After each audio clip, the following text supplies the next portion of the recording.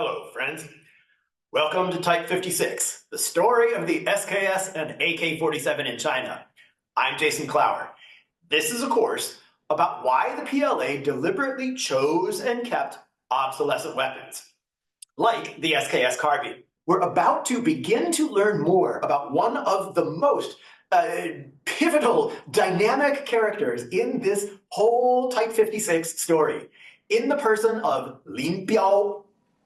I've mentioned him before. He came up in the context of Korea, where he definitely sidestepped the unwelcome job of leading the Chinese war effort into Korea because he saw that that was going to be some really rough sledding.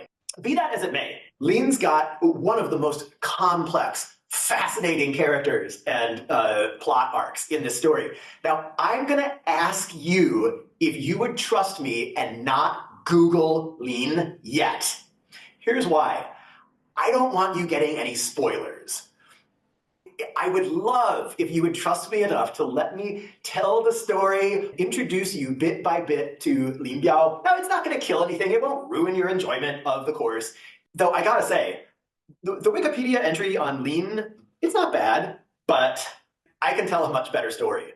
One reason is that, like pretty much all English language publications, Wikipedia is just not that in touch with the Chinese literature on the subject. Basically, if you look at English historiography on Lin Biao or any other character in our story, typically you'll get like coverage that's about this thin. It's interesting. It tells you some useful facts. You'll get the broad sketches and a few interesting anecdotes. But oh my gosh, friends, when you're dealing with modern Chinese history, if you look at the Chinese sources, oh my lord, it's like going from a crude black and white film to glorious Technicolor, or going from some 80s Atari video game where everything is just like this blocky pixel to the almost cinematic detail of a modern game. So look in the Chinese sources, and instead of the English level of detail and resolution down here, you'll get like this much from the Chinese sources. And so if you trust me, you don't have to, but if you'll let me, if you'll put yourself into my narrative hands, and let me take you through it step by step, I want to take you soaring past this level. So if you care to, if you want full enjoyment of this course, let me be your guide and don't go into spoiler territory. It's totally up to you, though. Okay, the reason that I mentioned Lin Biao today is he was the PLA's tactician of record. As we're going to see as we move more deeply into his story, and we're going to go very deeply into his story, he was a weird man.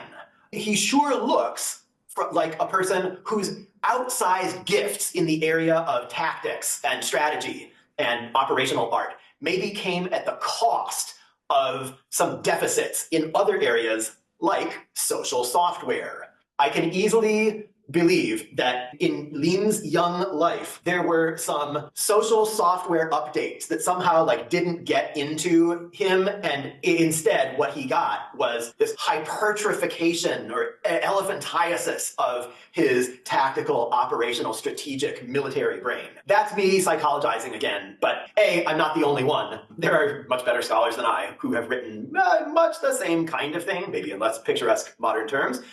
And also, it's a pretty good casual heuristic.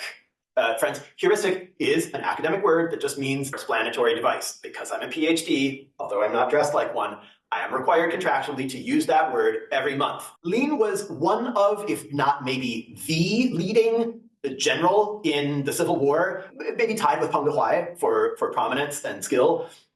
But Lin had a higher profile in many ways. We've mentioned before the northeastern part of the communist forces, who were up alone in Manchuria, doing their own campaigns, their own way, with more than the usual influence and cross-fertilization with the Soviet army. Lin also had one of the best formal military educations of the OG Chinese communist generals. He graduated as a young man from the really quite excellent Huangpu Junxiao, which was the West Point of the early Republic of China.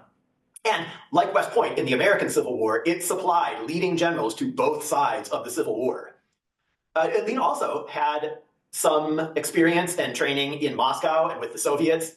And I think it was partly his influence that gave the Northeastern new Fourth Army its greater sophistication, its greater foreign and modern influence from the Soviets, and its distinctive style that was certainly related to what Mao and his Eighth Route Army were doing in the hinterland, but really just they had their own spin. And as we've mentioned before, and as many of the really excellent comments have reinforced, it was that Fourth Army up in the Northeast under Lin Biao that gave us a lot of the early developments and modernization pushes and trends in the classic PLA. Well, it also happened that Lin Biao became something like the tactician of record for the early PLA. The PLA didn't have a formal tactical doctrine exactly, but it had something pretty close in Lin Biao's 25-character guidelines on tactics. One cool thing about the Chinese language is it excels wonderfully at concision and summary. It can reduce detail and give you a great outline, abstract summary in just a few pithy characters.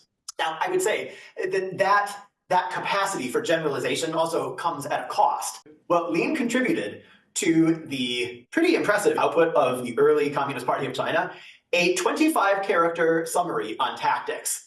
Unfortunately, like many things in the Chinese language, it is fantastic in the original Chinese. It's just, wow.